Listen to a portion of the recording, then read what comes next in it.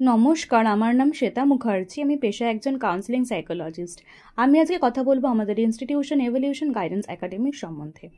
আমরা বিগত 10 বছরে প্রায় 2 লাখেরও বেশি ছাত্রছাত্রীকে কেরিয়ার কাউন্সিলিংয়ের মাধ্যমে উপযুক্ত ভবিষ্যৎ নির্বাচনে সাহায্য করেছি। আমি আজকে কথা বলবো বিটেক ইন বায়োটেকনোলজির সম্বন্ধে। কোর্সটির এলিজিবিলিটি ক্রাইটেরিয়া হলো ক্যান্ডিডেটকে অবশ্যই 10+2 এর বোর্ড এক্সাম পাস করতে হবে এবং তাকে সায়েন্স ব্যাকগ্রাউন্ড থেকে হতে হবে, অর্থাৎ ফিজিক্স, কেমিস্ট্রি, ম্যাথমেটিক্স এবং বায়োলজি রাখতে হবে। মিনিমাম মার্কস 50 থেকে 60% পেতে হবে। কিছু কিছু কলেজ এন্ট্রান্স এক্সামিনেশনের মাধ্যমে ক্যান্ডিডেটকে নিয়ে থাকে, যেমন JEE main, JEE advance, VIT, triple E, KCET etcetera. কোর্সের ডিউরেশন 4 বছর, যেটি 8টি সেমিস্টারে বিভক্ত।